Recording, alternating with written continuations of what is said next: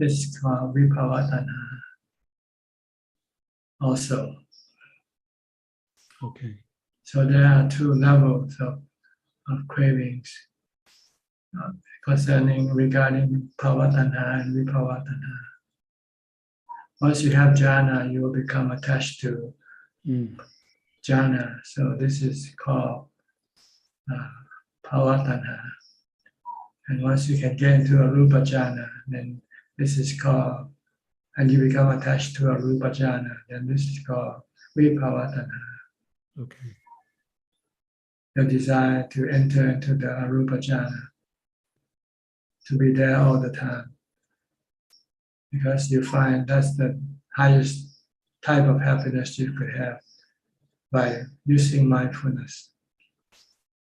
And this is the type of happiness that people could reach without the teaching of the Buddha, without because this is not the level of wisdom. This is the level of mindfulness, which were already known by practitioners. Even the Buddha himself also had this ability to enter into rupa jhana and arupa jhana. But he found that once he came out of this jhana, his mind became agitated and restless and wanted to go back into the arupa jhana or rupa jhana. So this can cause the person, when he dies, to go to this type of existence. Rupa jhana will send you to the rupa world. Arupa jhana, attachment to arupa jhana will send you to the arupa world, the formless world. Okay, but don't worry about those. Just right now, try to get rid of your sensual desire first. Yeah. By using jhana, rupa jhana or arupa jhana. If you are able to practice samatha bhavana, you'll either get rupa jhana or arupa jhana, depending on the strength of your mindfulness. Okay.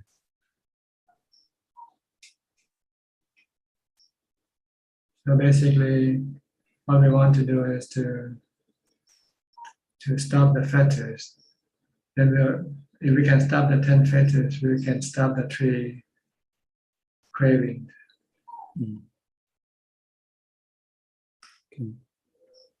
Okay, is this clear enough to you? Yes, Ajaan, that's very clear for me. Thank you. So you should look at the fetter as your objective of eradication. You have to get rid of the 10 fetters that tie the mind to the 3 realms of existence. Okay. Okay. Okay. Thank you, Ajaan. Thank you very much. Okay. Next, Gavin Danapong. Are you still in Bangkok? Yes, in Bangkok, Ajaan. Anything? I don't have any questions tonight. Thank you. Okay. Next, Coxing. You look different tonight. Younger or something. I don't know. Maybe the angle of the camera. Actually, Ajaan, I have no questions tonight. Thank you. Okay. Joanna from Indonesia. Good evening, Ajaan. I have one question. The more we do wholesome deeds, the more it is unbearable to see other people do unwholesome deeds. Why is it so, and how do we put a balance to this, Ajaan? I guess you have more to measure people with. When you don't have any wholesome deeds, then you don't know how to measure other people. But when you have comparison, you have wholesome deeds, and when you see somebody who's not doing wholesome deeds, then you know they're not doing wholesome deeds like you do. But if you don't do any wholesome deeds, when you see other people who's not doing any wholesome deeds, you don't see the difference. But it doesn't matter, what you can see in others. What's important is what you can see in yourself. So the Buddha said you should look at yourself more than looking at other people. If you look at other people, then you should use them like a mirror to reflect on yourself. Whether you like them or not, if they are doing unwholesome deeds, are you doing the same thing like them or not? If they are doing wholesome deeds, you are doing the same wholesome deeds like them or not. So, and when you see that you're not doing wholesome deeds, then you should try to do wholesome deeds. So, so I just put a mirror and always take it back to myself again, kind of. Yeah, always look at yourself, because it doesn't matter what other people do. Then what they do cannot send you to Nibbana or send you to hell. It's what you do that will send you to Nibbana or send you to hell. It's your wholesome and unwholesome deeds that will affect your future and also affect your feeling in the present. Whether you feel good or not good depends on your wholesome or unwholesome action also.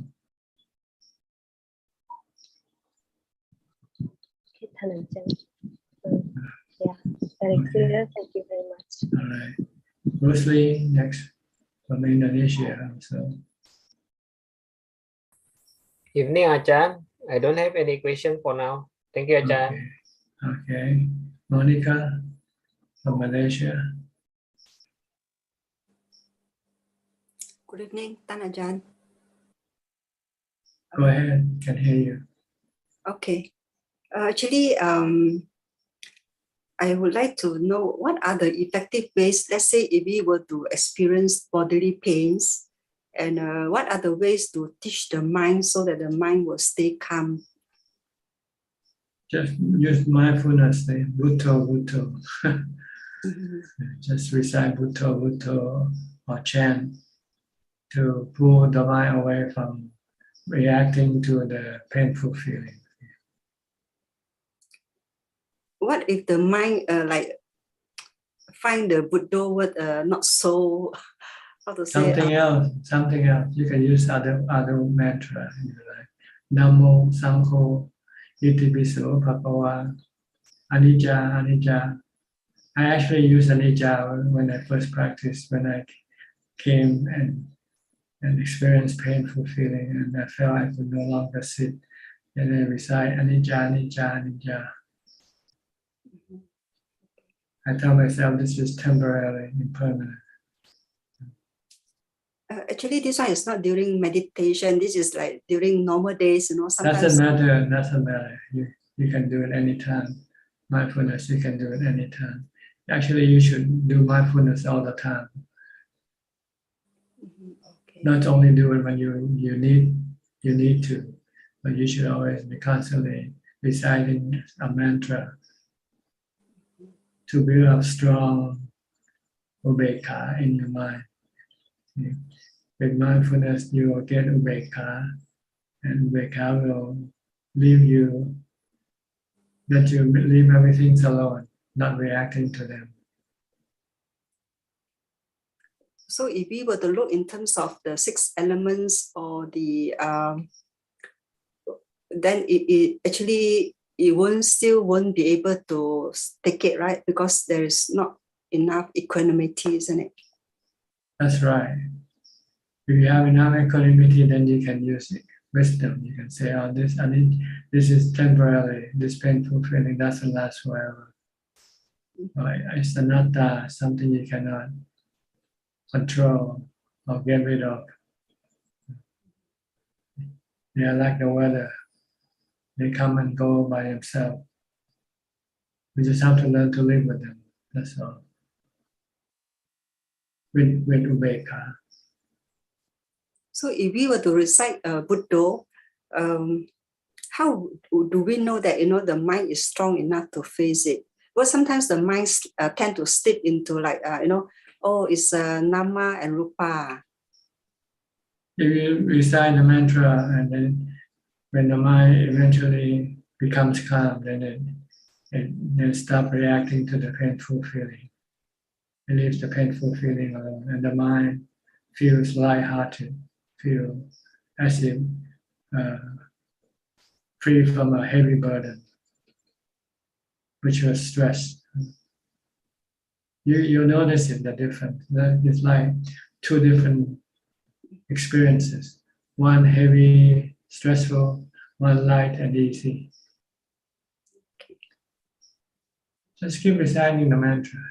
Don't sing other things because you will distract the mind, not focus the mind, not concentrating the mind.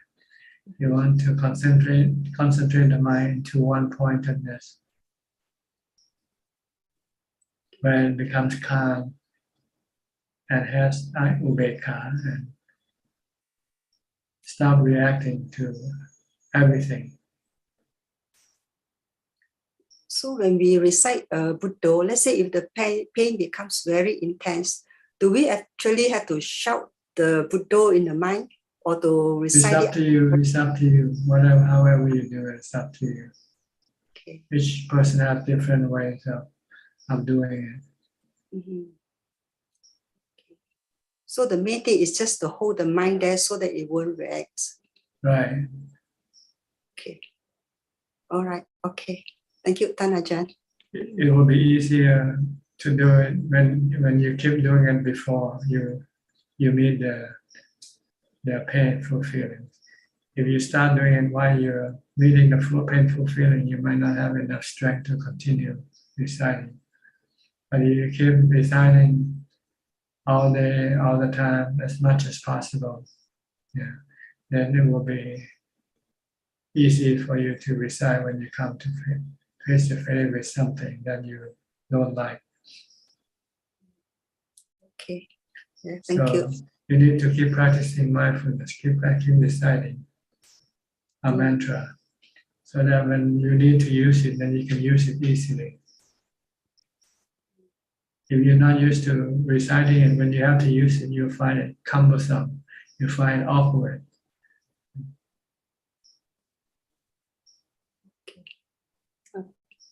Okay.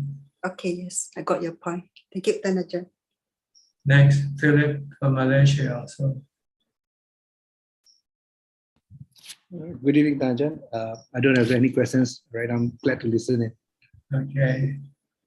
Diana Hello. from Wales, right? Wales. That's right. Actually, we're only about an hour from Swansea. You mentioned Swansea. Yes. It's just happened to be the name I heard before. So never been there, never know anything about it. No. I have a question to do with my studies. I don't know if that's okay. But I wanted to ask, in the UK, there are mental health programs that use the teachings of the Buddha on things like mindfulness, but they just call it Eastern philosophy, and they don't attribute the teachings to the Buddha, and I always feel a bit awkward about it. I don't know how it's perceived from your perspective. Maybe there's some reason for not using Buddha, or because maybe it's the name of religion, and it might cause some negative reaction to some people, because people in the West are more secular than religious. So anything religious might be considered not good for them. So they're afraid of the word religion. They are. So you have to use the word like philosophy or psychology. It's much more amenable to people. Even spirituality makes people nervous. That's right. People don't like something wishy-washy, They want something scientific. So Buddhism is really a scientific teaching, not spiritual, not not rituals, anything, but just the people who practice them somehow turn Buddhism into ritualistic thing. It's really science, mental science, really, just what which the world that doesn't have hadn't learned it because of the word religion, which block people from studying the teaching of the Buddha, which is the scientific teaching of mental health. Yes, much more so than we have over here, really, in terms of thinking about the health of the mind. We don't have the teaching to compare to it. That's right. No teaching in the world can compare to the teaching of the Buddha regarding the mind, how to look after the mind, how to cure the mind from all types of illnesses. I just have one little question about I have a very old dog, and he's getting blind and deaf, and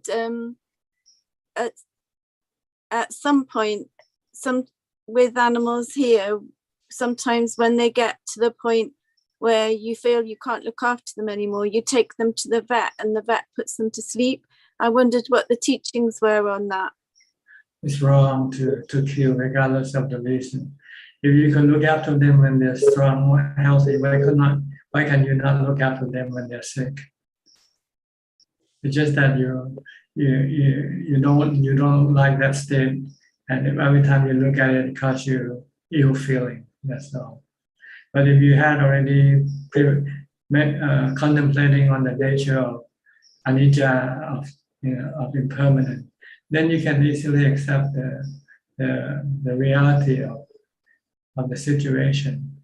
And also, if you study the teaching, you know that what you see is just only a body. It's not the dog itself. The dog that you you deal with is not the dog body. It's the spirit of the dog that you.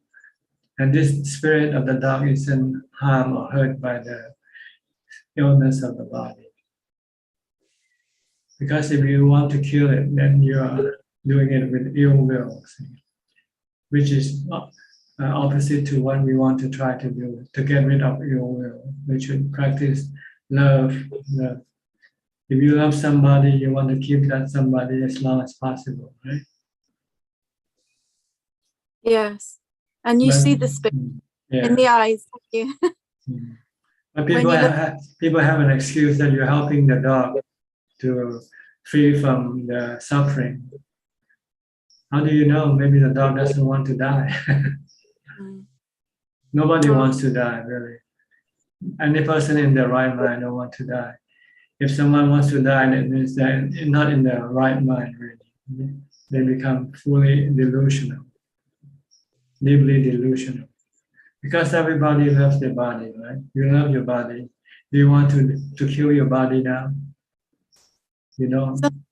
Sometimes people get to the point where they feel ready to let go, don't they? When they feel that their body's had enough and they feel ready to let go.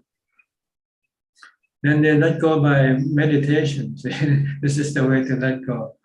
You practice meditation to have Ubeka, equanimity. Once you have equanimity, then you can live with it.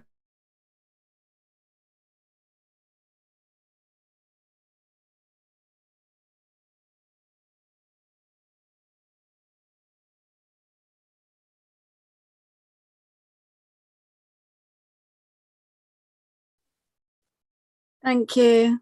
Okay. All right, next, Gary from Singapore. Good evening, Ajaan. No questions from me, just listening in. Thank you. Okay, B. Ravin. Hi, good evening, Ajaan. I have a few questions tonight. My first question is regarding the 4 Brahma Viharas. I understand that it's important to practice all 4 of them, but my question is how to find the right balance between Ubeka and the other three, because sometimes in my daily life, I want to, help people. Sometimes I have compassion, sometimes I have, loving kindness for them, but sometimes I come across some situations where some people, they're not, maybe cannot be helped even though we want to help them. So I have to use Ubeka to just let go. So my question is, how do I find the balance between Ubeka and the other three Brahma Viharas? Well, in practice, the four come together, and they come with by establishing Ubeka in your heart. Once you have Ubeka, then you will have loving kindness. You have karuna, compassion. You will have mudita, joyful reaction to people's success or happiness. And also, if you run into a situation in which there's nothing you can do, and then you can remain in equanimity. So once you have equanimity, then the other three follow suit, and everything becomes natural. You don't have to balance them. You can use any particular one for each different situation. So practice Ubeka, because Ubeka gives you contentment. When you have contentment, you can love. You can have sympathy for people. You can show happy. You can feel happy with people's success. But if you don't have contentment, then you're just pretending to have kindness or love. When you yourself are not happy, how can you give happiness to other people? So yes, you have to practice mindfulness all the time to get to the fourth jhana. Then you will automatically have Ubeka, the four Brahma we have. They all come together. Because once you have jhana, then you become a Brahma. Rupa jhana, you become a Rupa Rama, Rupa Brahma. So the four Brahma we have comes from the developing of the Ubeka, of jhana. Okay, second question. Okay, yes. Just clarification on, I think it was one of your talks earlier where you mentioned that a noble disciple will guard the sila even more than their life. So that means that if they come across a situation where they have to break the sila, they would rather die. Yes. Is that true? Yes. Because the one who breaks the sila is the mind, and the one who receives the consequence of the breaking the sila is the mind, not the body. See, the body is just like an equipment, like a bicycle or something that the mind, the rider used to take the rider to go anywhere. So to protect the bike, and then can make you become the rider will have to pay. Then it's better to dump the bike and then protect the bike. See, the Sotapanna sees the law of karma. See that regardless of what the reason for you breaking the precept, the mind will have to pay, because the mind will become stressful. But if the mind let go of the body and let the body be, because the Sotapanna sees the impermanent nature of the body all the time, and see the no self nature of the body. The Sotapanna sees that the body isn't him or her. So if something dies, which is not you, what should you be worried about? You should be worried about what will affect will happen to you, right? Okay. All right, I see now. So they see the body and the mind as separate entities. Entity. The body isn't the one who will pay the consequence. It's the mind who will have to pay the consequence. So why do you want to pay the consequence just to protect your body, which is something you cannot protect anyway? One day you're gonna have to lose it anyway. So the 5 silas come naturally to the That's right. Sotapanna. That's right. It's part of their second nature, so to speak. Yeah. Oh. And what you mentioned, Thanajan, about taking the 8 precepts whenever possible helps to kind of fast track us towards being a noble disciple. Is that because it prevents us from having an opportunity to, enjoy sensual pleasures? That's right. Because normally when you have spare time, free time, you will seek sensual pleasure right away, like either watching something, eating something, drinking something, going some places. You're hardly thinking about meditation. But if you keep the 8 precepts, then when you want to do the sensual pleasure activities, then you know you cannot do it. And when you cannot do this, then you know there's nothing else to do but to meditate.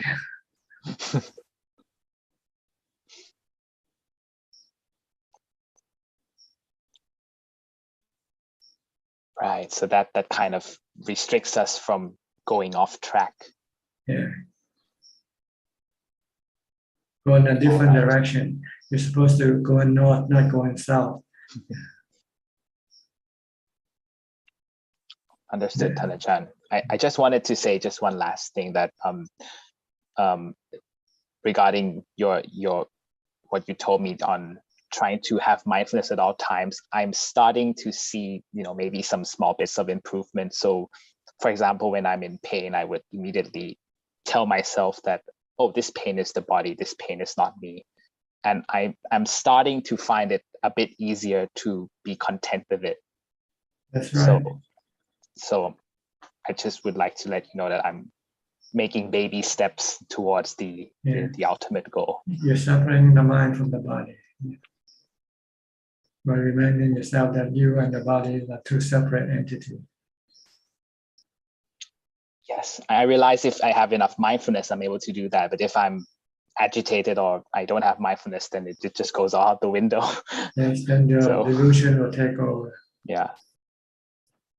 So I just made that observation over the past few weeks. So I thought I would like to let you know that. You will start to appreciate more and more the importance of mindfulness.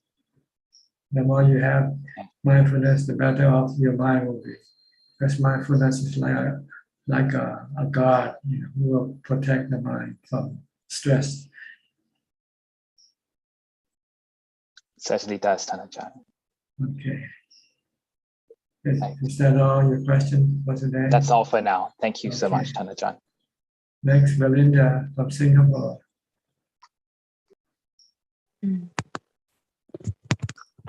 Hello, Thanajan. It's about something related to what Monica asked about bodily pain, and just what you have discussed with B just now about the mind and the body. They are separate. I'm having a bad toothache, just like Alfredo Ubeka.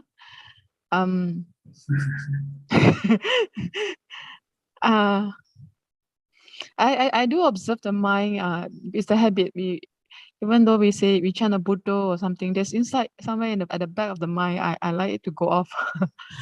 I hope it will recover, or I don't feel as painful. So it's in the mind, at the back of the mind, that I'm wanting to. So it's not really entirely able to accept as is, but it's doing the best, like to rationalize. Say, okay, I go back to the breath, or So it's just persistent trying that, Ajahn. Or Well, see, your nature is to see the body as being you. So it's hard to separate. So when you're first doing it, you'll find it difficult. But as you keep doing it more and more, then you'll start to be able to separate the mind from the body. So whenever I don't feel pain, I feel happy, like, hey, it's gone. So that's the observation of the reaction of mind. And it comes back, then like, oh, it's back. And it's just in and out. I also want to ask Ajahn about when I got this toothache, it's not really cavity. So then I look up from there is this meridian, traditional meridian, whereby there's some correlation between emotions and the body. Where sometimes we have suppressed or repressed certain emotions that we are not aware, and then it would manifest on our body. For example, if there's something that we suppress in our emotions, we are not aware, and then it would manifest on the body. So I like to understand from Ajahn, how do Ajahn see this? When you see the conditions of your mind affect the condition of the functioning of your body. If your mind is stressful, it will cause dysfunctional on the body. If the mind is calm, then it will not causing any dysfunction on the body. The body will be able to function normally. So I think even modern medicine now, they accept the truth about the stress, which is one of the cause of sickness or illness in people. And so they usually recommend people to relax. Don't be too stressful. Get you sick without and you cannot find any cause,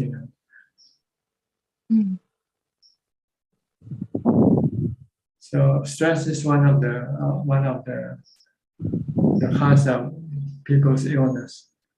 And if you can reduce the stress, then you will improve the condition of your body, the health of your body.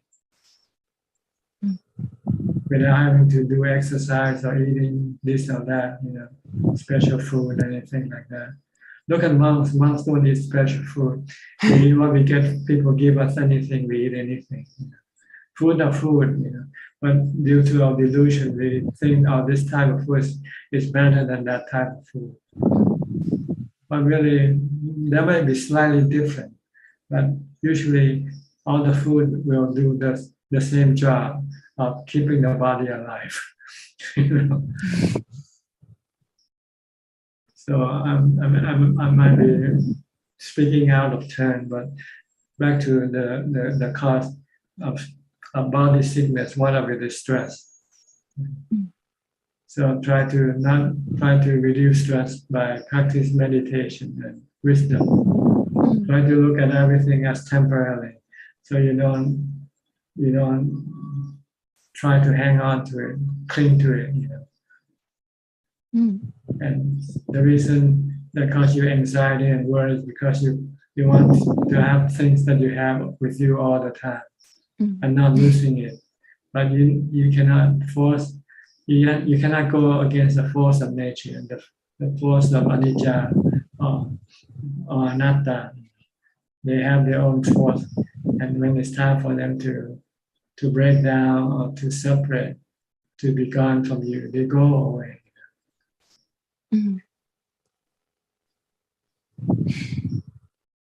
So practice mindfulness and ubeka and wisdom.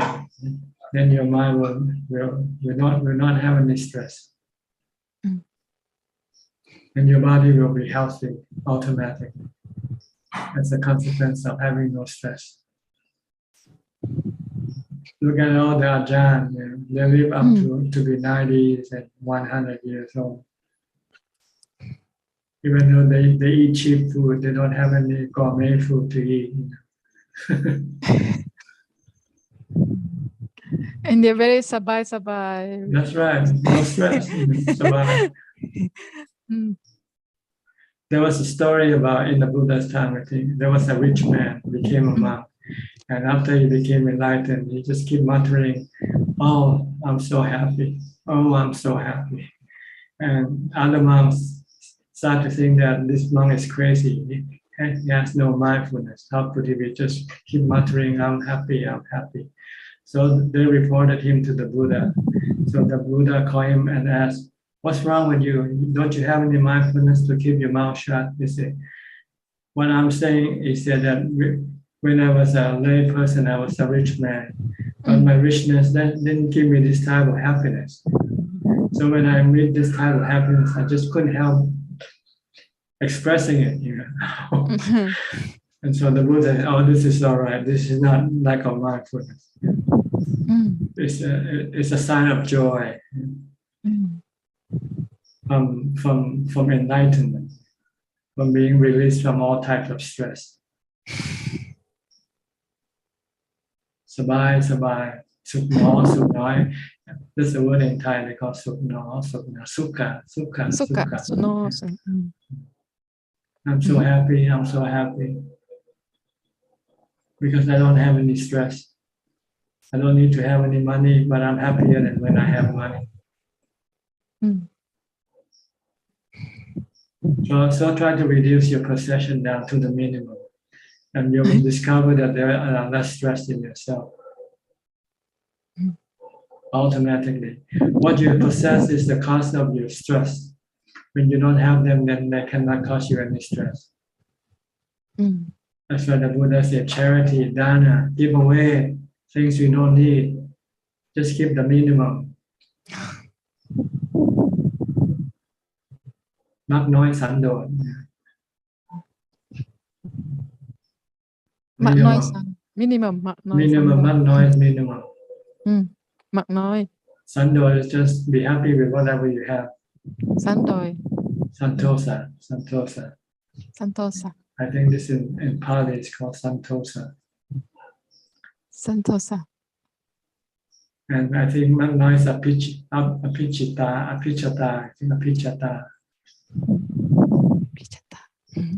I think this is in the 10 subject of this conversation that people should talk about. Talking about wanting little, talking about the content with whatever you get, whatever you have. So if you're not happy with what you have, then you want more, right? And when you want more, then you have to go look for it, go after it. And you're creating stress. If you're happy with what you have, then you don't need to go look for anything else anymore. Then you're not creating any stress for yourself. It's your greed, your desire for things that cause stress in the mind. When you don't have greed or desire for things, then you don't have any stress.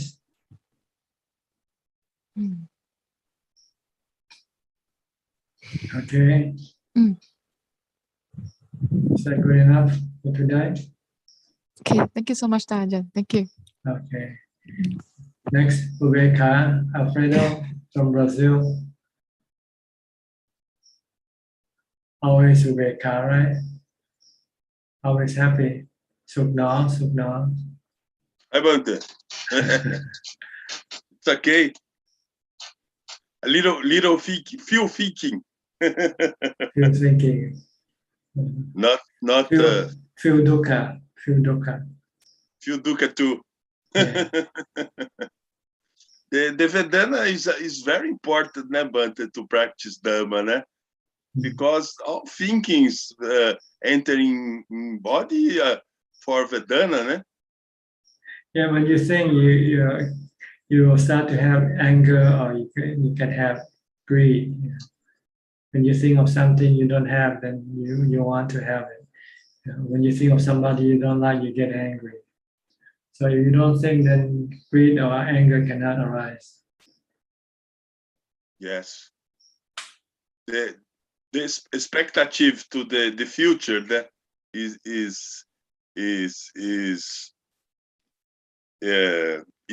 a big Vedana, né, to win, né, Bante? The expectative is delusion, Bante. It's not so good. About what? Not so good. Expectative to the expectative. Achievement, expecting Yes, achievement. yes. Yeah. Yes, you imagine that the things are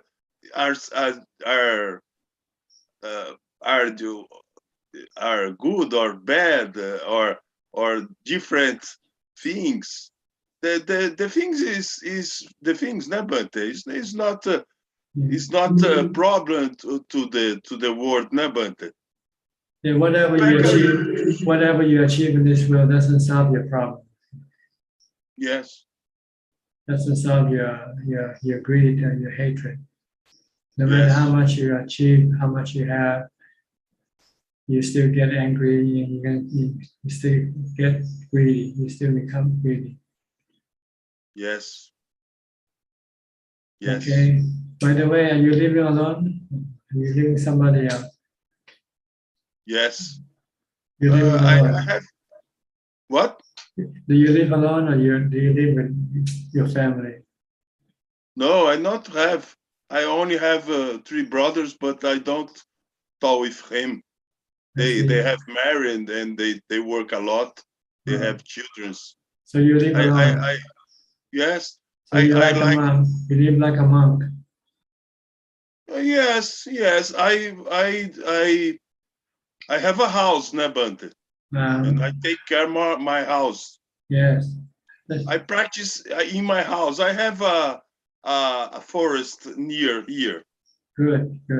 But I practice in my house. I have a garden.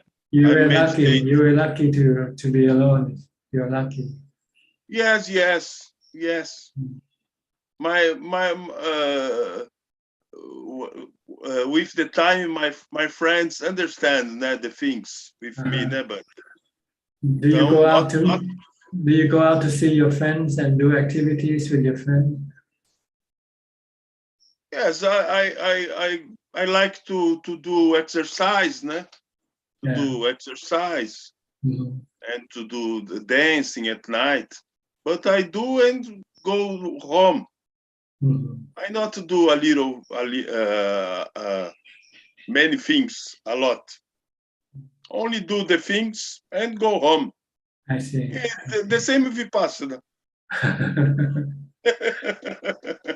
Not the same. Vipassana you do alone. You don't do with anybody. But when you do the things normally, Bante, is tranquility, Passagem, Bante. The life is tranquility. You rely on other people to do it. See, the goal is to not rely on anybody or anything to make yourself happy. But other people is living in the other world, but the other people's thinking a lot, thinking. Desire. That's Other right. people wants. That's why you should not do any activity with them, see? Because they don't think like you do anymore. Yes. Okay. Okay, Bante. All right. Good. Stay alone. Don't get married. Too late for that already. Huh?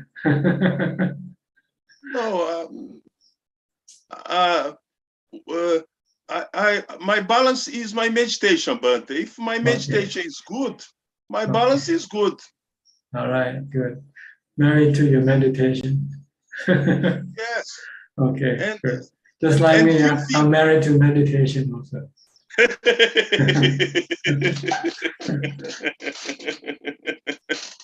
Other people's married, but not me. Okay, good. Yeah. All right. Let me go to Alvin now. Okay, Alvin. Good, Ajaan. I don't have any question. Just thank you. Well, welcome a newcomer here, Somchai from Pennsylvania. He attended the Thai Zoom meeting. Now you try the English one. Yes, thank you. Good evening to you, sir. That's I always appreciate in deep of my heart for teaching me, and I learn from you, and I learn from all others. And I see so far I've been quit drinking, smoking, and a lot of time I very success on not eat evening, the one you told me that. And other than this, so far I feel good. I mean, I feel so pretty much unstressed right now, and also understand how the life going, and how seem to be like you didn't own nothing in this world.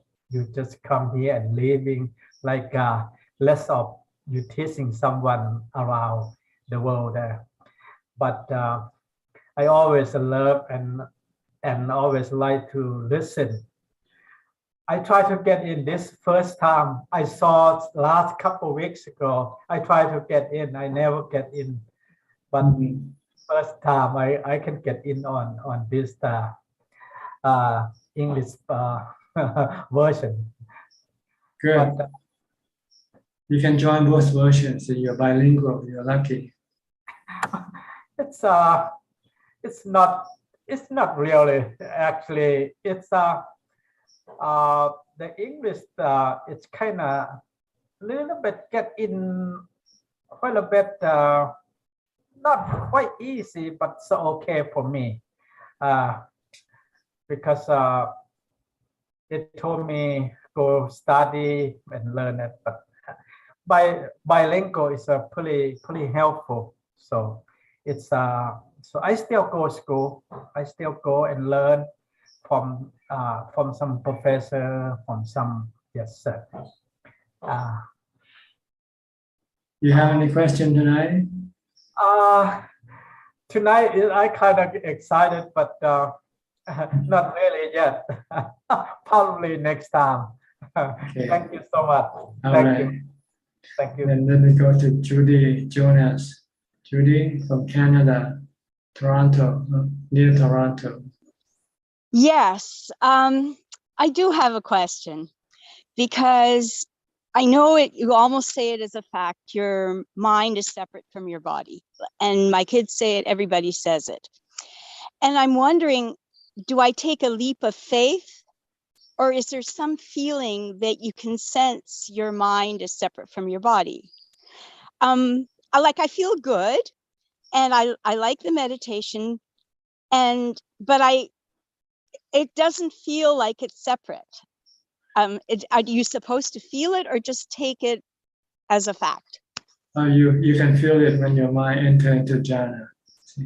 So that means I'm not entered into jhana. Yes. Once you're in jhana, then the body will disappear from your awareness. Oh, okay. No, because I do an hour and a half. I always put it for an hour and a half, and I'm usually a little over an hour, and and it never wakes me up at an hour and a half. So I don't seem to do more.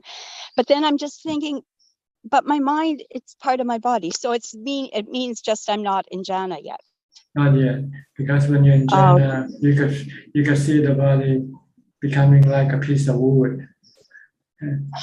No, okay, no, not at all. I kind of sense that my body, I don't feel it very much, but I still hear things. You haven't gone deep enough yet. You haven't gone deep enough into jhana yet. Oh. But you're beginning okay. to. So just keep practicing mindfulness and try to concentrate on the meditation.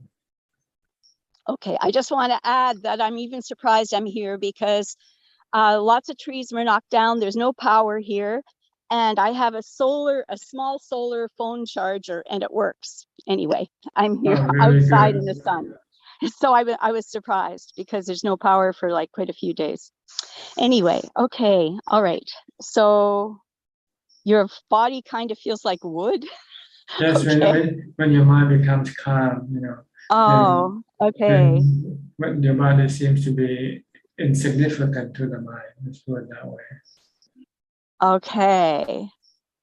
Yeah, then I'm not there yet because like everyone's telling me that and I'm saying, okay, but oh, so you feel it. It's not just like, oh, I'll just accept that. You cannot imagine, you just have to experience it. When your mind becomes calm, your imagination isn't good enough. You have to actually feel it or experience it in your meditation. Okay.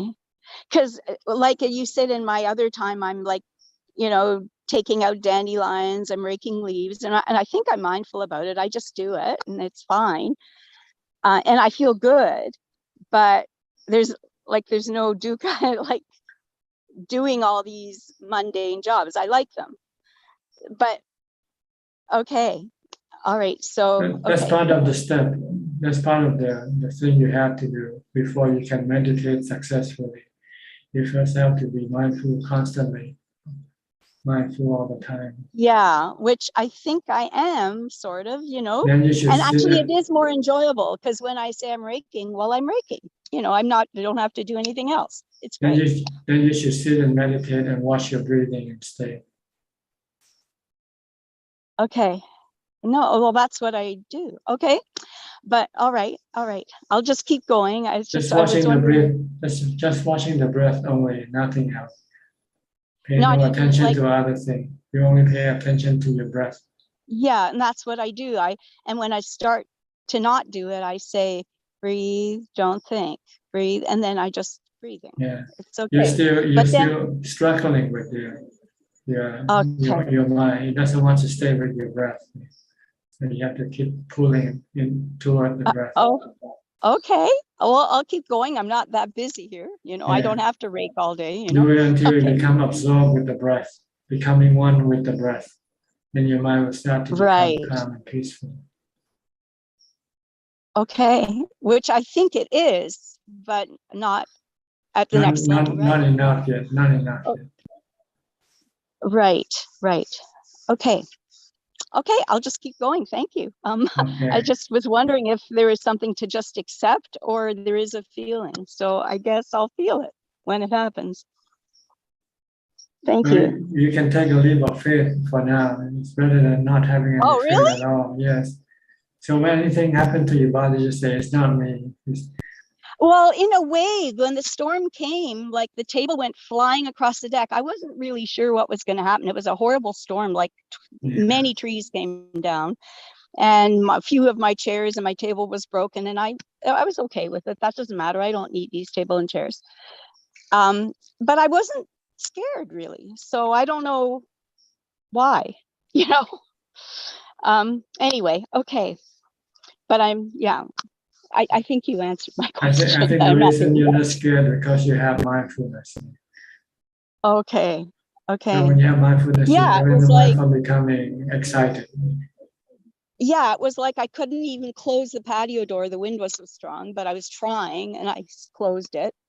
And the table flew across, broke into a million pieces. And I just thought, well, that's okay. And then it was over in 5 minutes. That's right. Yeah. That means you have mindfulness, lots of mindfulness to keep your mind calm. Right. Okay. The next step is to see what will happen when something happened to your body. I know. That's what I said. If I got hurt, I might have felt different, but I didn't get hurt. It's just my furniture, some of it got broken and shredded. And, well, you should treat your body like another piece of furniture. Well, the thing is, if my car got hurt, I might be a little because more it is. You just doing that thing, and it's not. Actually, your body is just another piece of furniture. Okay. If you treat it like a piece of furniture, then you won't be affected when things happen to it. Right? Okay, but the furniture doesn't have nerves and things, but I do. And it's made from the same stuff. The furniture, they're made from the 4 elements. Okay. The body also made from the 4 elements. Same thing. Okay. All right. The body is material, just like the furniture, which The furniture is made from material. Your body is made from material also. It's your delusion your delusion that makes you think that the body is different from the furniture. Yeah, it is. Well, maybe it isn't. Okay. It is and it is not. Yeah. It is different in features and things like that. But in terms of the composition, it's made from the same composition, from the four elements. Right. But it didn't bother me. I'd say, I don't really need this table. I have enough chairs. I have too many chairs. It's okay. You know. You should also treat the body like that. You should not need your body also. Okay. All right. So when you don't need your body, then whatever happens to your body, you won't be affected. You won't be disturbed. Right. Right. Okay. So try not to rely on your body. Well, rely on your mindfulness for happiness rather than using your body for happiness. That's right. Like, I don't mind if I don't finish raking or whatever. It doesn't matter. Just do what I do, you know? So, yeah. Okay. All right. All right. Yeah. Okay. Stay with mindfulness, then you'll be okay. Thank you. Thanks. Right. Okay. Next. Bye-bye.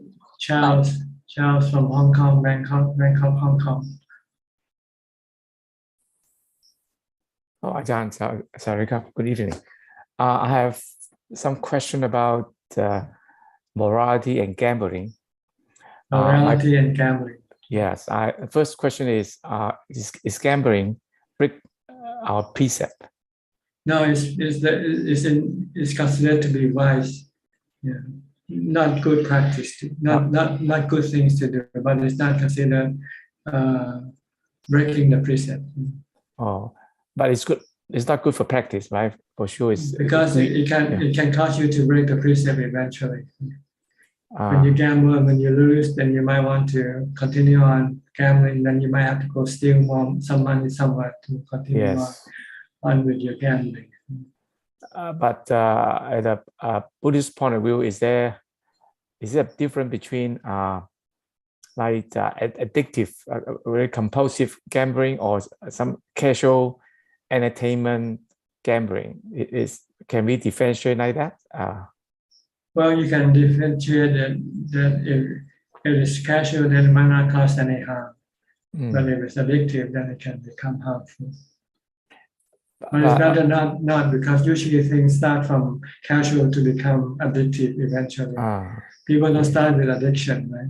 They start with casual activity, casual drink here and there, and then it tends to be more and more drinks. But some saying that the gambling is more serious than drinking, right? But drinking is breaking a precept, but gambling. So they're not good anyway, either gambling or drinking. Something that we should try to avoid. So anyway, we should avoid gambling. But okay, there's other practice like raffle ticket, for example. Sometimes the raffle ticket is for charity. Actually, it's not.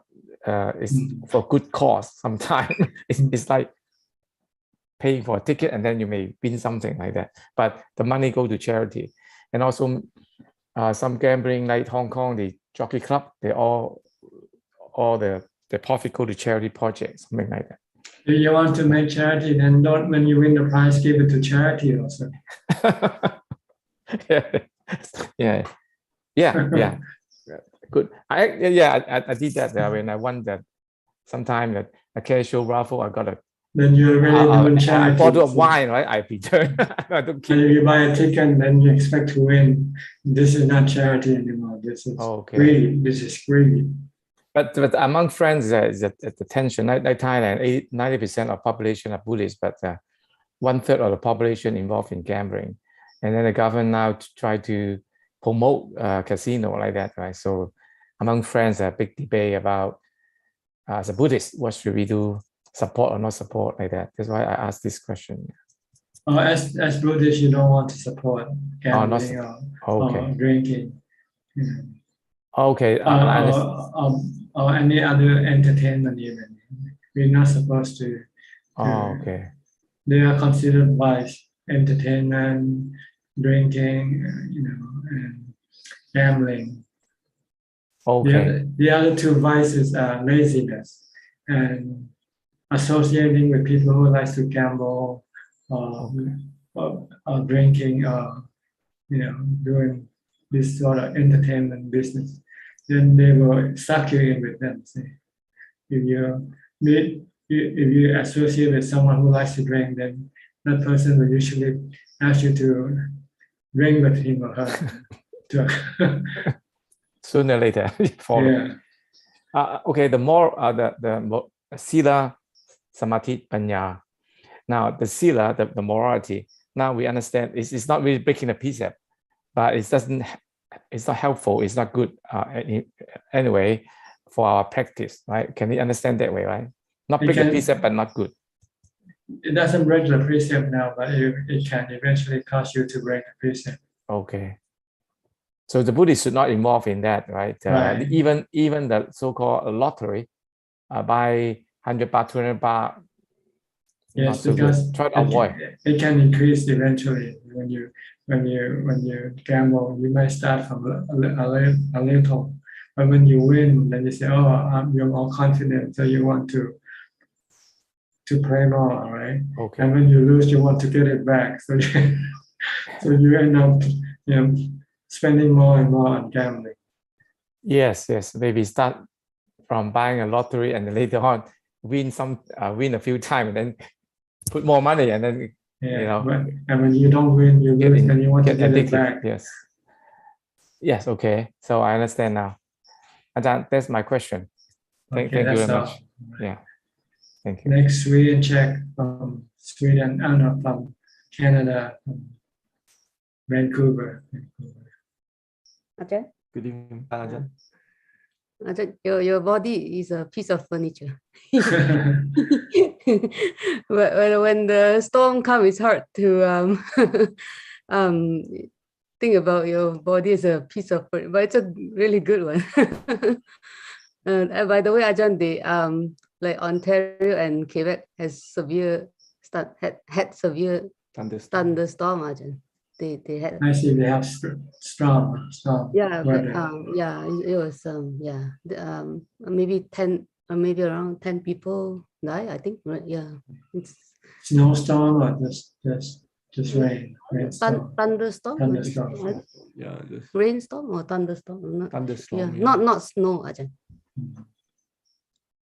Ajahn, on the Q&A, you talk about Vibhava Tangaha as there are two, like one is the Rupa Jhana, and the other one, they are totally different. Ajahn, is it? They are like the Rupa Jhana and the Rupa Jhana. So the opposite.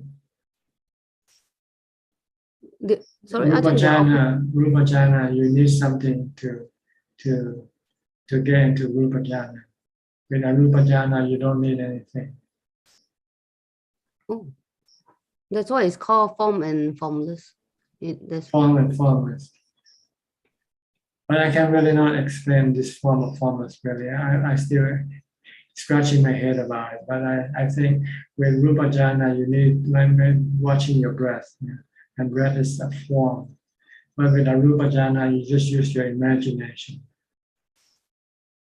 Oh.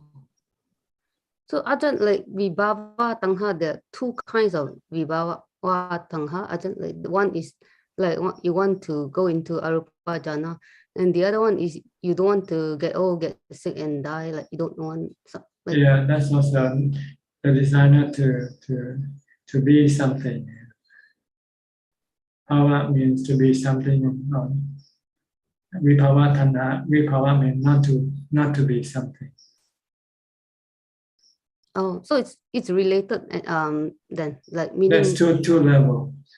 Oh. On the sensual level, you still want to get rich. You want to, be famous, something like that. This is called Bhava Tangha. And Vibhava Tangha is you don't want to become poor, for instance. You don't want to go to jail.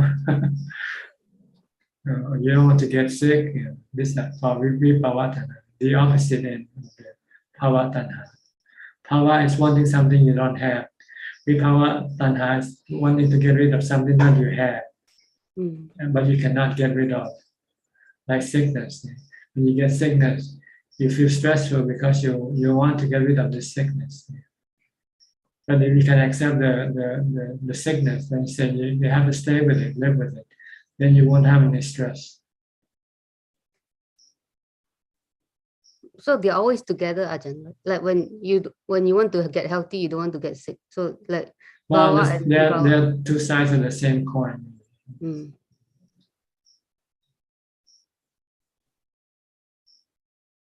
Okay. Yeah. So right now, don't worry about the rupa jhana or rupa jhana. Just worry about your wanting to be somebody and not wanting to lose something. Just keep yourself in equanimity, in Ubeka, and let things be happy with whatever you are right now, so you can stop bhava tanha. If you're not happy with what you have, then you want to do something about it, right? Some people go to do surgery and fix their face or fix their hair because they're not happy with the status quo. This can be considered bhava tanha. Or vibhava tanha if you want to get rid of it. If you don't like your hair and you cut your hair off, then maybe this is called vibhava tanha.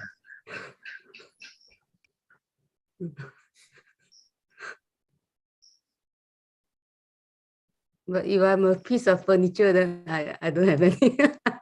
If I think Ajahn, I have another question. What's the character of like the Deva? You said that they are charitable, right? That they keep the 5 precepts and they are charitable. That's and right. And so I guess their character is charitable. What about the character of the the Deva? Oh my gosh, Brahma. Brahma, calm and peaceful. Calm and peaceful. Always remain calm and stable, not emotional, not reacting to anything. Has equanimity as the characteristic, but can also show loving kindness when it's required, or compassion, sympathetic joy when the situation requires. But normally the person will remain just calm, not reacting, not getting excited with anything that happens.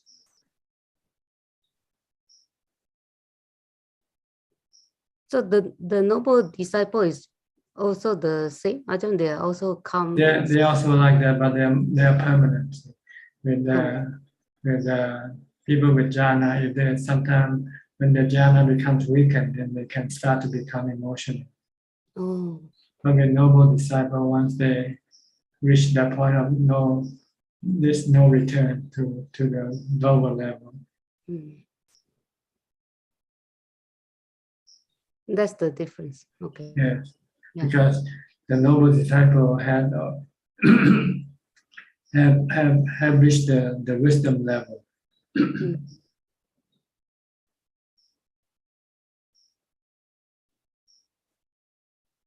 The others only reach at the mindfulness level. The mindfulness level for the rupa jhana and the rupa jhana. And the deva levels you by reaching the precepts and dana, charity. Ajahn, just now you're talking to B. Ravin about like the karma affects the mind.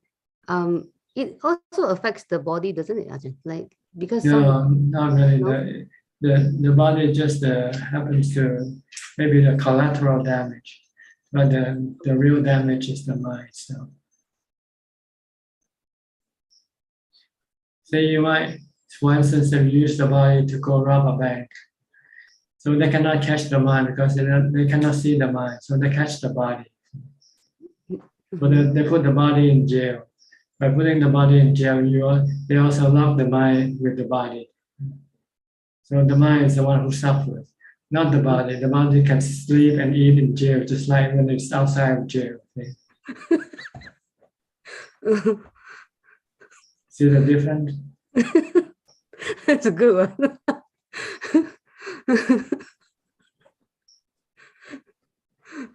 Yeah, that's so the body is just collateral. Really. The one who really pay the consequence of the bad karma is the mind. Because the mind is locked up with the body, it cannot go anywhere. So become frustrated, become unhappy.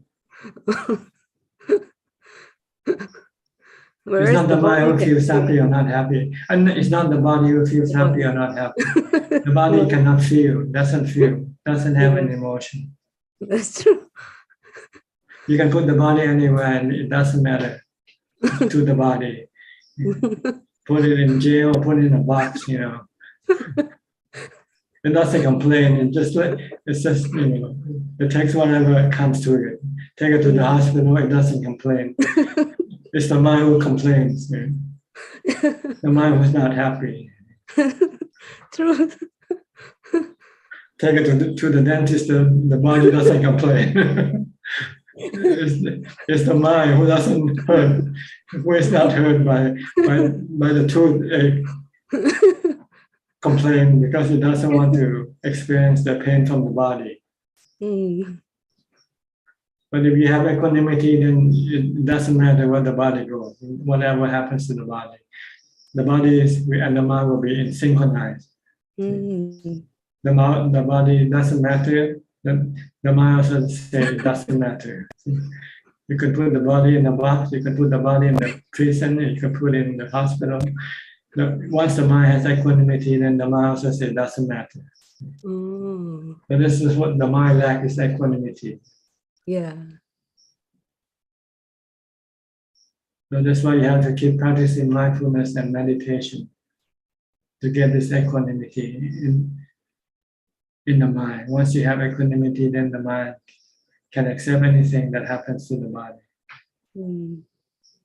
So the mind will protect the mind rather than protect the body for Sotapanna, right?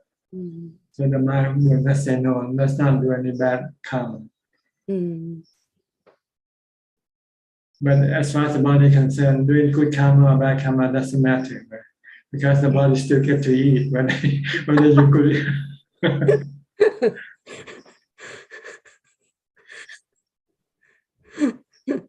So get to eat, get to sleep, get to do anything normally. But it's the mind that is being punished, pay the consequence of the bad karma. Because as soon as you break the precept or break the law, the mind already feels bad. Even though maybe nobody knows that you have committed something illegal, but you already feel bad inside. That's the mind that's feeling bad, not the body. Yeah. So true. So Thai and Jan, we have to teach ourselves in order for the mind not to feel bad, then we don't break precepts. You can teach and you can forget. You have to experience, you have to meet the mind, you have to discover the mind. You have to see the mind, who is the one who paying the consequence of the good and bad action. Then you don't have to remind, you don't have to teach the mind. But if you don't experience this thing yet, no matter how much you teach the mind, it can forget. And that's to get to Ubeka. Ubeka. Once you get to Ubeka, then you can see the difference when you have Ubeka and when you don't have Ubeka. When you have Ubeka, you have contentment, you have peace, you have happiness. When you don't have Ubeka, you have restlessness, craving, desire, stress. Everything comes up.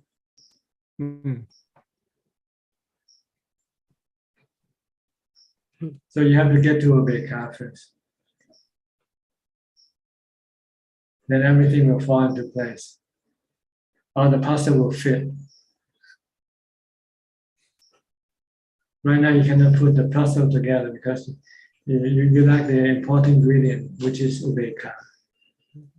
No matter how much you try, making so much money, going places to make yourself happy, it all falls apart afterwards. Right?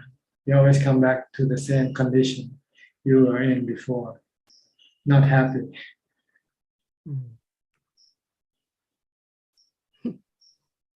So get Ubeka. Then when you have Ubeka, then you know this is the thing. This is the real thing. This is the real happiness. Then you want to protect this Ubeka if you still haven't yet established it to be permanent. Then you need wisdom to teach your mind to protect it. And the thing that will destroy Ubeka is your defilement. And the thing that will destroy your defilement is wisdom, the three characteristics of existence.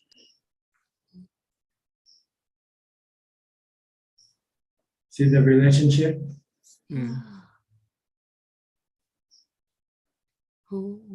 First, you develop Ubeka by stopping the mind from thinking. Because when the mind stops thinking, your defilement cannot function. Then you have peace and happiness and contentment. But with mindfulness, you cannot maintain it all the time. So when your mindfulness weakens, then your mind starts to think, and then your defilement starts to function again.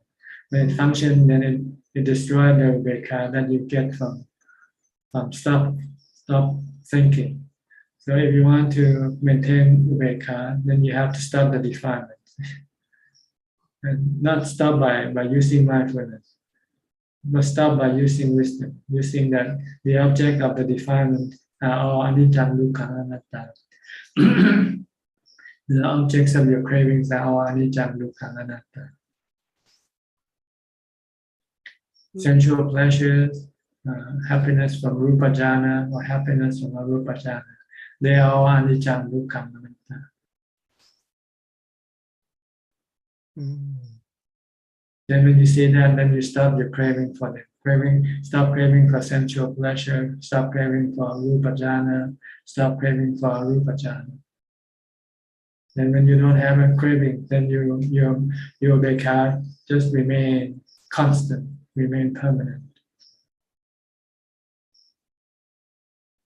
Because the thing that caused the Ubeka to disappear is your defilement. And once you destroy your defilement with wisdom, then there's nothing to destroy your Ubeka anymore. So your mind has Ubeka permanently.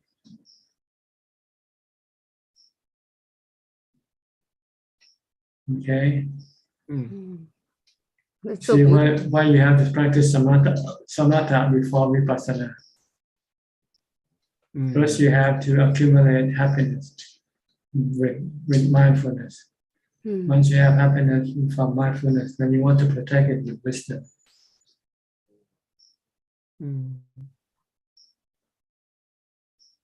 Because your defilement is the one that will destroy the happiness that you get from your jhana.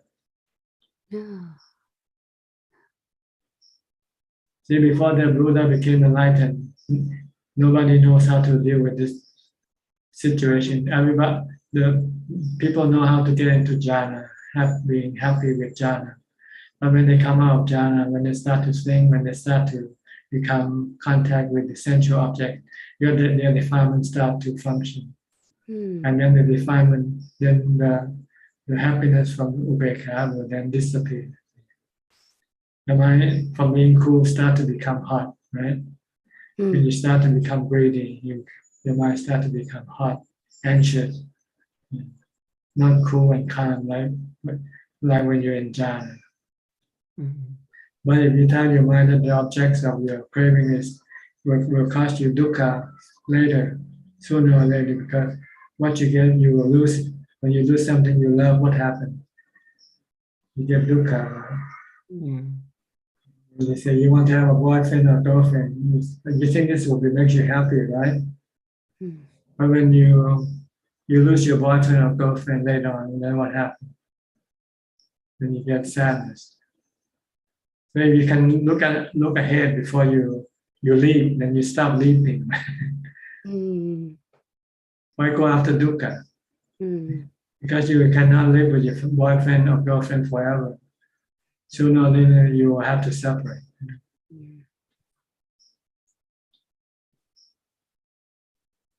So this is what you use when you want to stop your defilement, stop your craving.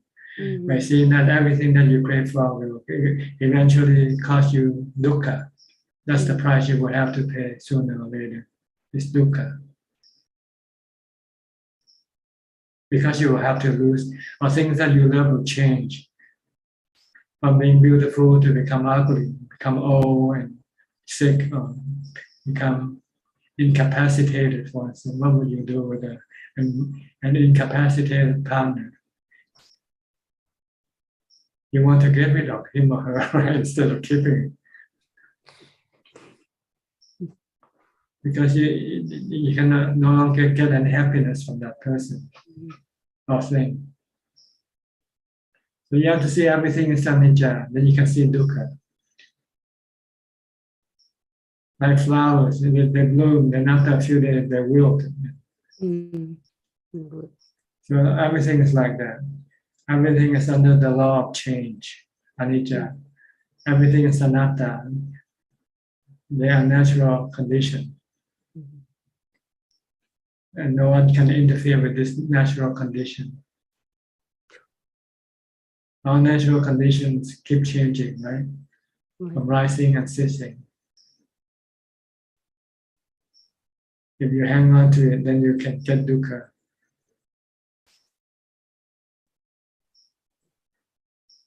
When the thing that you hang on turn into something different, then you start to ask why. Because you don't see the law of nature, the law of change.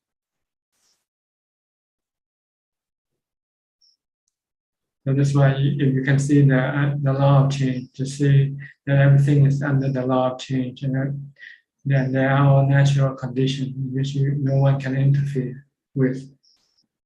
Then you stop having anything to do with them. Live with emptiness. Better to live with emptiness. Because emptiness doesn't change, right? It's always remain empty all the time. That's why it gives you the supreme happiness. The supreme, the absolute emptiness gives you the supreme happiness. Absolute emptiness, nothing, not even the body, khanda, nothing, no, nothing, just the mind alone by itself. And not relying on anything, not relying on the body, not relying on rupa jhana or arupa jhana to make it happen. Rely on happiness, on emptiness.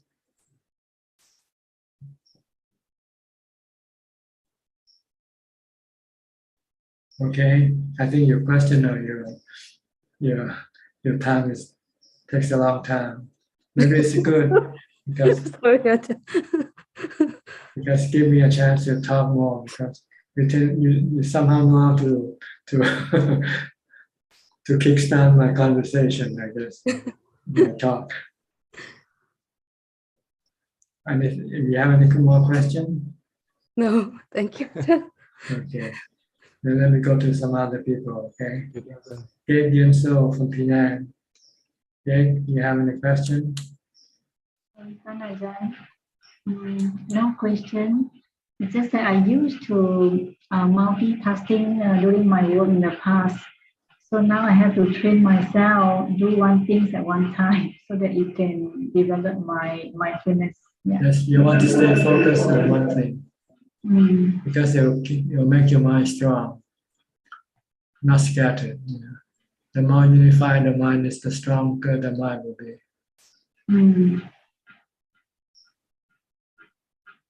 Okay? Yeah. Okay. Next, Kilian Dong.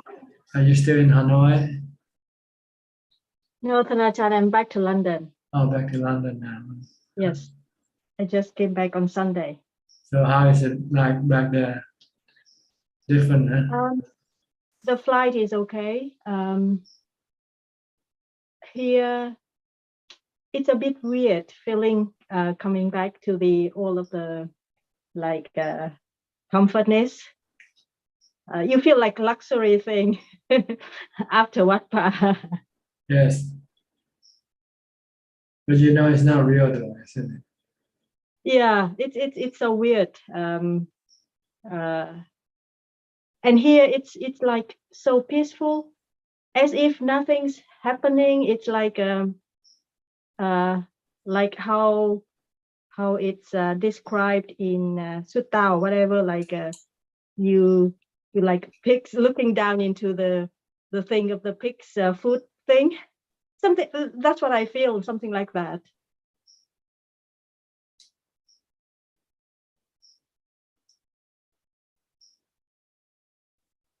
So what do you expect to do now? What do you want to do now?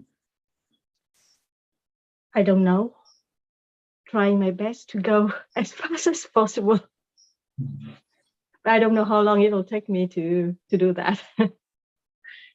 Is there anything you are worried about, or you want to like protect what you have accumulated, achieved from your trip, and not being sucked in by the surroundings of your presence, accommodation or lifestyle? I think it's not just this. Like even before, when I was there, every day when I sit down to eat, I feel the suction, or is it a word? The suction, the force pulling me or tying me to the world. That's what I feel, like a force to make me sit down, start eating. I know that, oh, this is the thing that keeping or connect me or tie me down to the world. And here is the same feeling. I know I don't need all of this, but somehow it's still, I don't have enough merits or whatever to be, or strength to be away. But I know it's not what I. Can you continue on doing what you did here, like sleeping on the floor, eating once a day, and things like that? Oh yeah, I'm sleeping on the floor here. Mm-hmm. I can eat once a day here. The only thing for me is relationship, like keeping the harmony. But technically, physically, I can do everything as how I did there. That's why once you know how to do it, it doesn't matter where you are, so you can do it wherever you are. Yes, I can do it. That's one of the reasons for going away on a retreat, so that you know how it is like to live properly as a meditator. And once you know that, then if you can maintain that wherever you are, then you can still be advancing in your path. Right. But if you revert back to what you used to do before you left, then you're just coming back to zero again, losing all what you have accumulated and learned from your trip. Right. Okay, so you understand that what you need to do now? Yes. Yeah. I'll try to maintain it. Yeah. It's still your practice. That is the most important thing, regardless of wherever you are. Okay. But you'll find it difficult, harder to do it there now than when you were here, because the surroundings is not the same. Yes, and it's like I don't have my liberty. I don't have my right to do what I wanted to do. With all the invitations, with all the orders or requests. That is the main thing. Otherwise, it's no problem for me physically. Mm-hmm.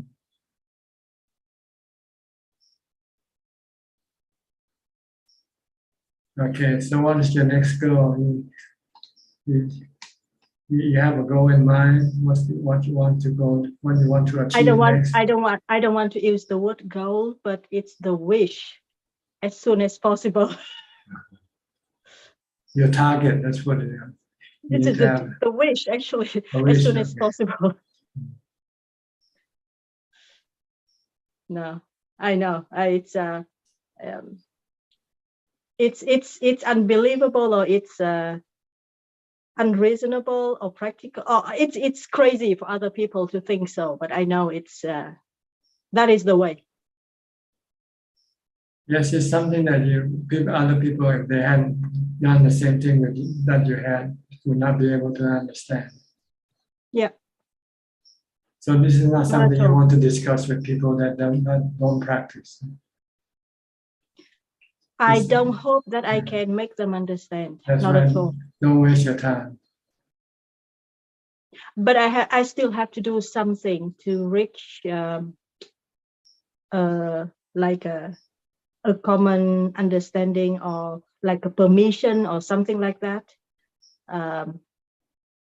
Something like that. Otherwise, I think I have to make a decision.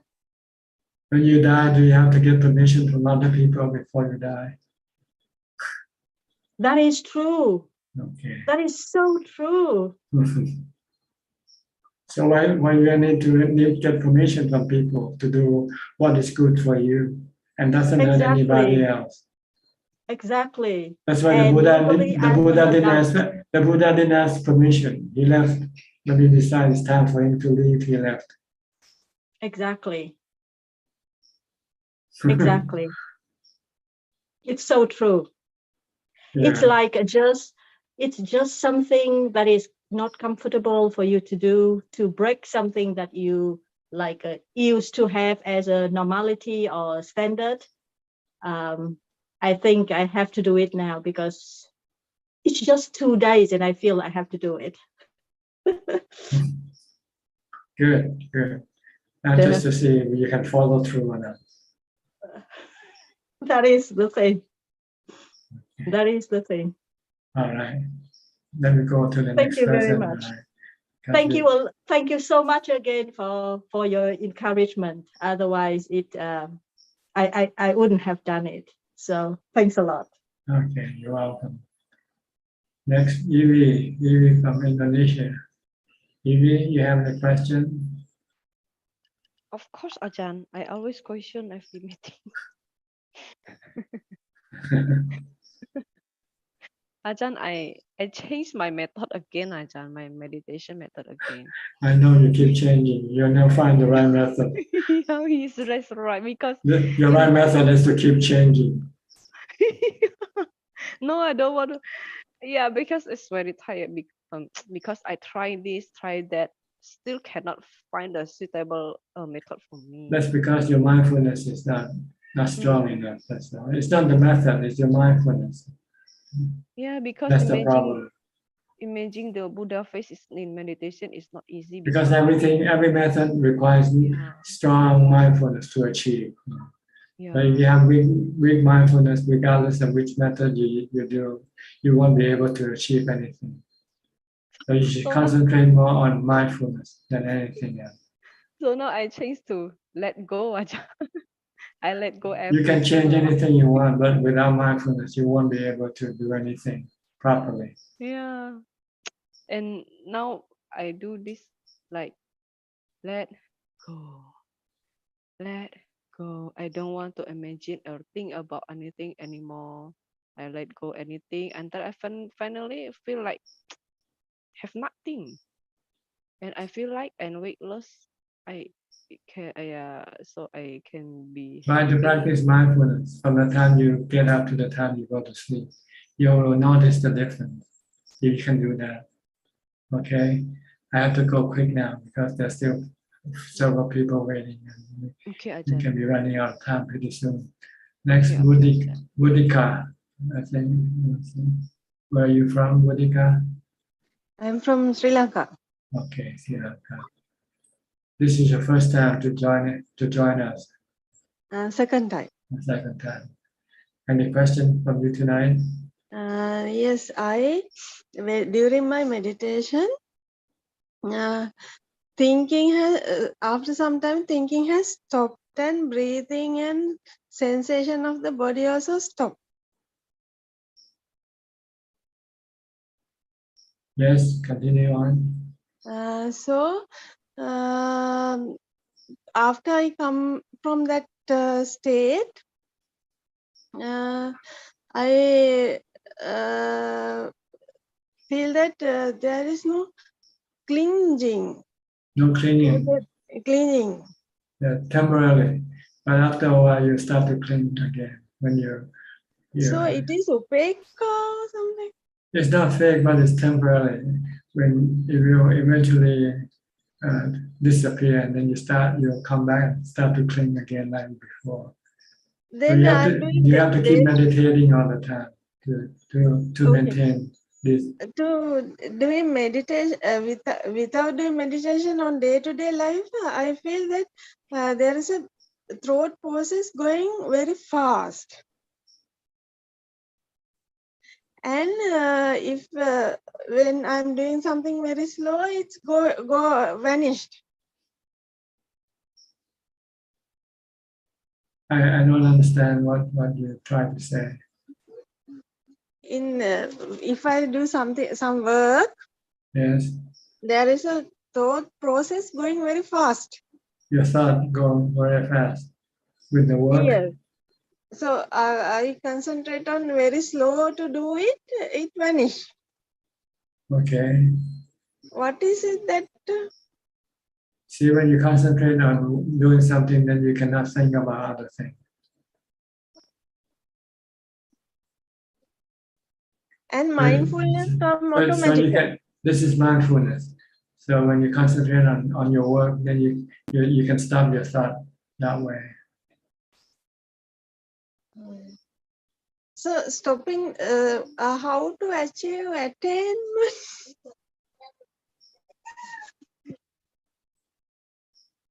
I can't understand what you How say. to achieve that Ubeka? You have to have constant or continuous mindfulness.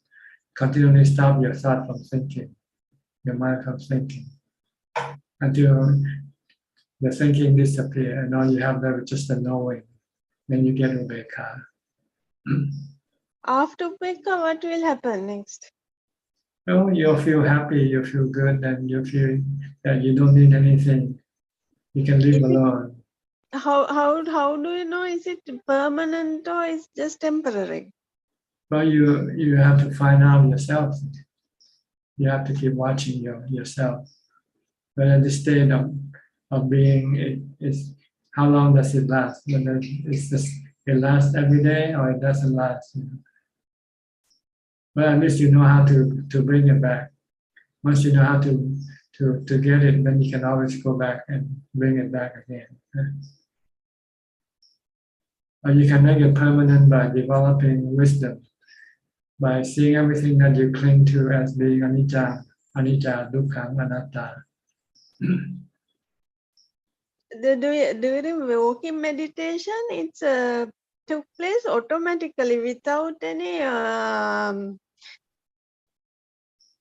consciousness. It's becoming automatically.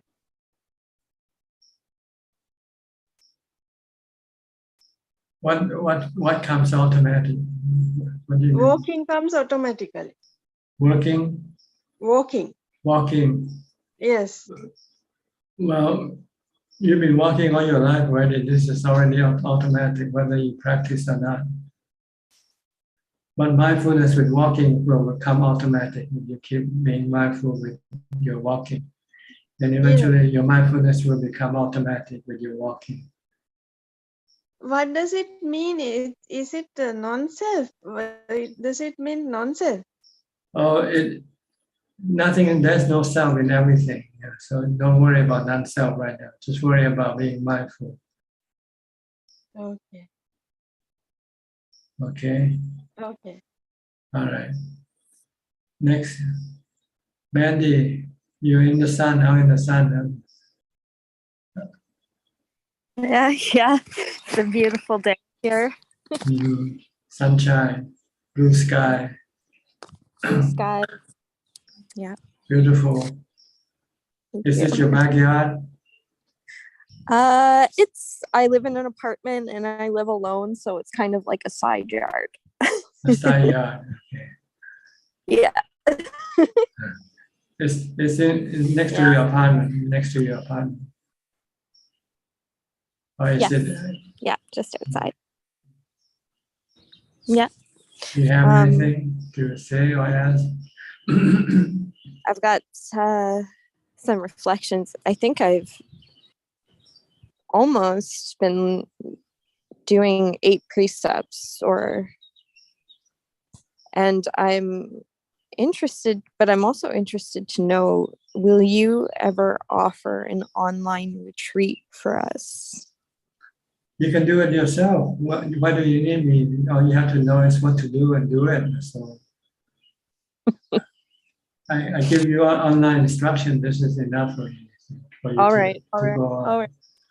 You don't need somebody to guide you every hour what to do.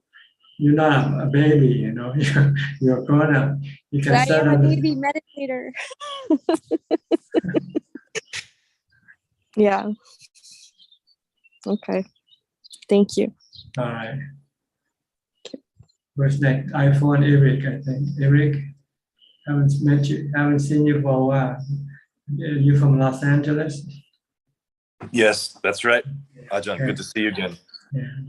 Must be at least a year or so since you came in. Yeah. Yes. It's been a crazy year too, because it's been, as you know, like almost 2 years of no, with COVID here in the United States, there's almost, for me, no work. And then all of a sudden, tons of work. So now I'm stressed the other direction. One way I'm stressed, I don't have any money. I don't know what's going on, and I'm anxious and not sleeping. And now I'm so stressed out with so much work. I don't know. That's the consequence of not having any equanimity. Yes. Yeah. So many life stressors, right now. And my practice today, I have no time for practice, I try to stay mindful. I try to get in the body and feel, stay with feelings. And occasionally we'll try to recite a mantra, but I feel there's so much for me to do that I don't have time. My mind has to work on things, or, call this person back, or don't forget to reschedule this, or, make sure you do this. Now I have to go here. I have to prepare for this or whatever, that it's very difficult for me to stay, just staying on a mantra, or even to remain in my body if I have to do all these tasks, So I'm often very exhausted. Then I can't sleep. I wake up and stressed because I have to do something I forget, or something starts in my mind. So I'll try to meditate to fall back asleep, basically, to relax my mind. I'm just having a hard time, and it seems like life is spinning out,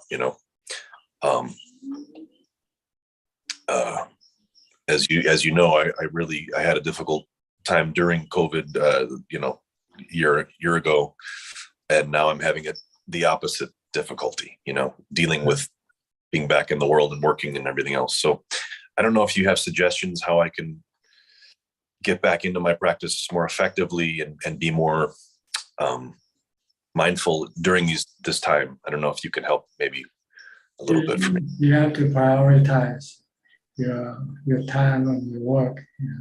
You have to maybe reduce your workload down to the level where we will provide you with the need that you have to have, with the things that you have. And then you have to know a cutoff point where you should not take any more work than you have to.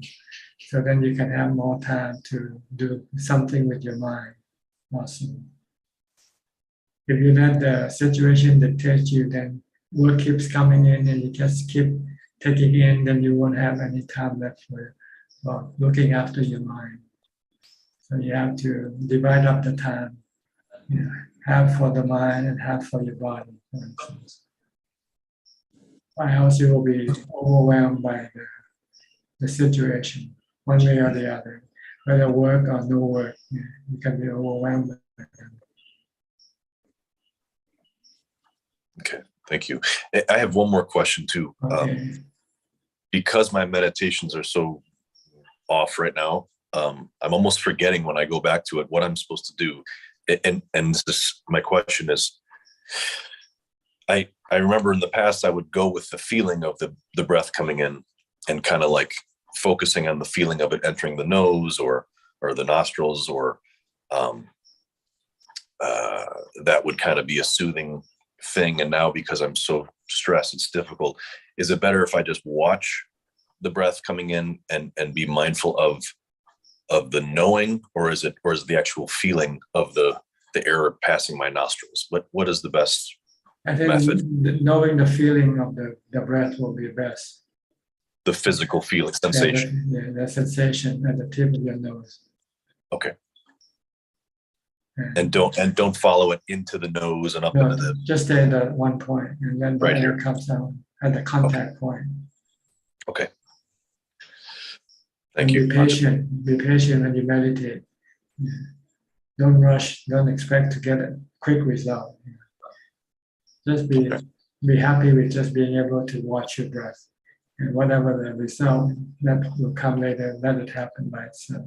Don't worry. Okay. Thank you, Ajahn.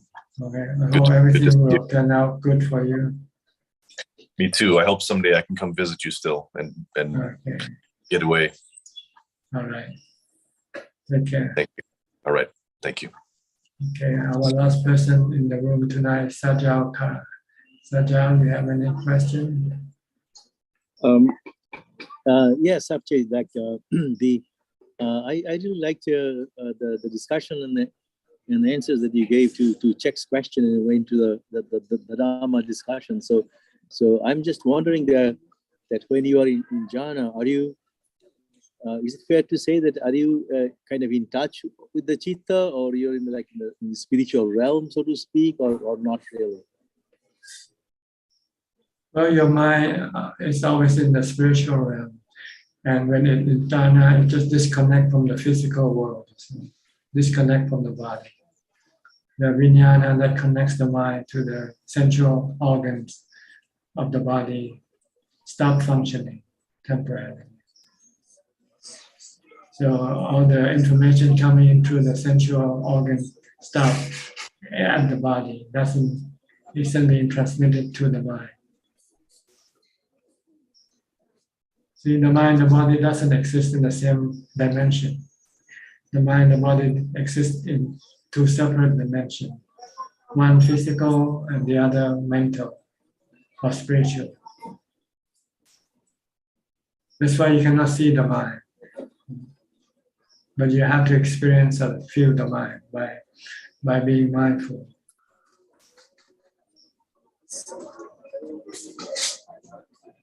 Okay. Yeah. Just one thing that the practical application, I think we must have all seen that being mindful at a practical level, that during some personal interactions with people, I've seen that when I don't let myself go, my mind go and form a self, quote unquote self, then I actually am able to maintain evenness of mind, equanimity, and such. As a result, that you can actually remain without going into altercations or without antagonizing anybody, and the peace actually does prevail, and it is possible to stay not heartless, but kind of aloof in some sense, that kind of distance from the situation, and be singularly. I saw that if I don't allow the self to form, myself to get mad or get angry or delusional or something, if I can keep that bird inside the cage and be present, then kind of amusingly things kind of the storm kind of dies out, and it's a very that kind of mindfulness I would like to have all the time. I think then that would be like a win-win peaceful situation for everybody, including myself. That's just my observation. Okay. I think let me go to Facebook now for the question. Do we have any question for Facebook tonight? Yes, we have 7 questions from Facebook,ท่านอาจารย์. Okay. The first question from Sin Sin. Good evening, Ajahn. I have a question. I'm living in the Netherlands, and now as the temperature is getting warmer, lots of insects start to grow. There are nests of wasps and ants around the house.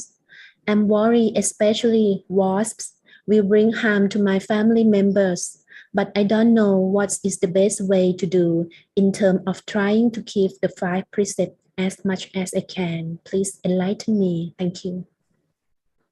Well, you just leave them alone and protect your house from having them enter into your house. That's all. And there are 5 questions from Polling Soon. And the first question is how to practice the contemplation. Contemplation is to study the nature of things that you are involved with, such as your house, your possession, your relatives, your friends, yourself, your body. You contemplate that everything is anicca, everything is temporary. Everything will sooner or later will come to an end, so that you prepare your mind not to cling or attach to them. And when your mind is not attached to them, when they leave or when they die, then it will not hurt yourself. This is what contemplation is for. And the second question is, can I force the mind sitting longer time? It will cause the unpleasant mind, and how to handle it? Thank you. Well, if you want the mind to be calm longer, you have to force it. If you don't force it, then it will not stay calm for a long time. So when you try to force the mind, you might feel unpleasant. But after you're able to stop the mind, calm the mind, then you feel more pleasant than before. And the third question is, do we need to practice the contemplation of the process of dying? Thank you. Yes, because we all have to die, right? So we have to prepare the mind to accept this. Because if the mind can accept this, then there will be no dukkha or stress or sadness when it happens. And the fourth question is, a young person become ill seriously. Is this because of karma? Thank you. Because of birth. Once you are born, you are subjected to sickness. And the fifth question is it a right posture by sitting straight the body? Then it will make more comfortable for the body to last long. Thank you. Yes, sitting should be, you should maintain the right posture to maintain the health of the body. But when you meditate, you should not worry about the posture of the body anymore while meditating. Because if you pay attention to the posture, then you will not be meditating, and you will not be able to achieve the result from your meditation. And the last question from Ai. I heard on Facebook thatท่านอาจารย์ said, try not to be discouraged. Don't back down, don't give up.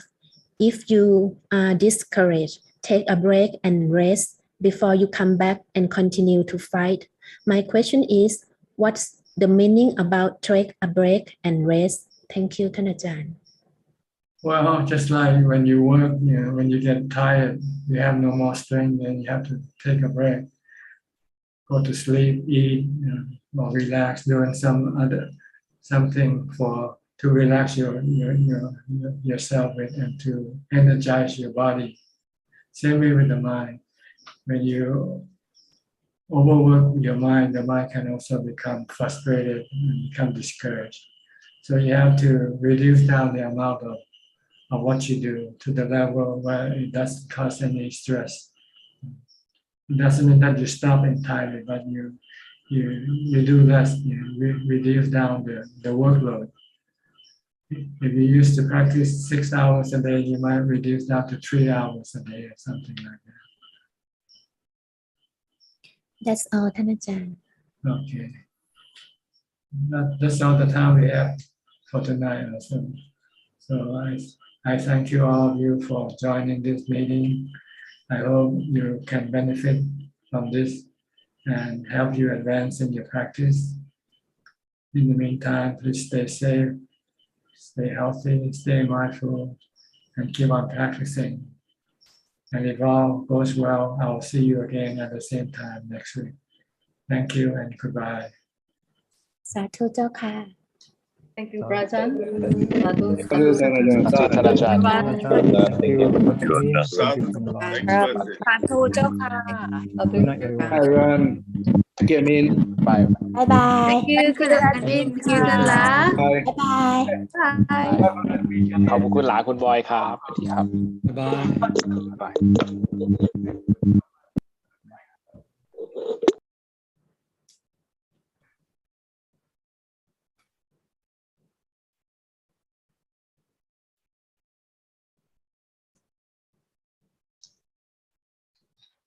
พี่ค่ะ can I ask for the Thai broadcast, is it the same Zoom details?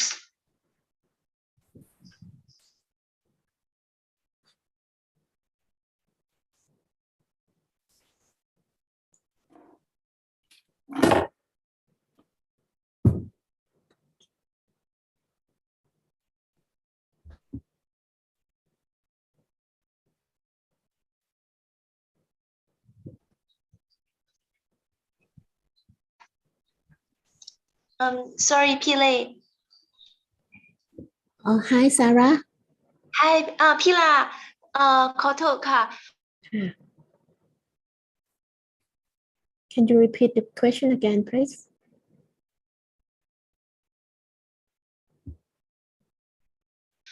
I want to ask for the broadcast.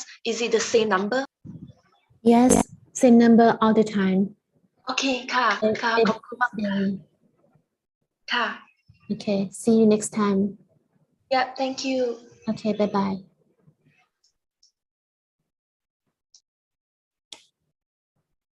หลาแป๊บหนึ่งทาง YouTube ยังไม่ได้ปิดเดี๋ยวแป๊บหนึ่งเดี๋ยวพี่เข้าแทรกทาง YouTube ยังไม่ได้ปิดนะแป๊บหนึ่งนะ YouTube พระอาจารย์หรือ ใช่เดี๋ยวแป๊บหนึ่งบุ๊กเขาคงค้างอยู่แป๊บเดียวเดี๋ยวพี่เข้า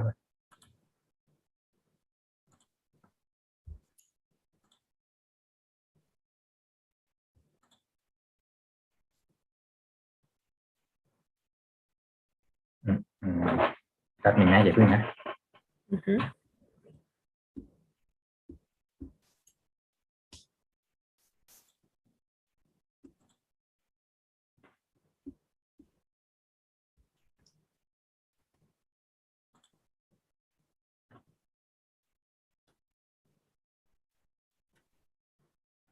ตอนนี้ยังอยู่ไหม อยู่ค่ะ โอเค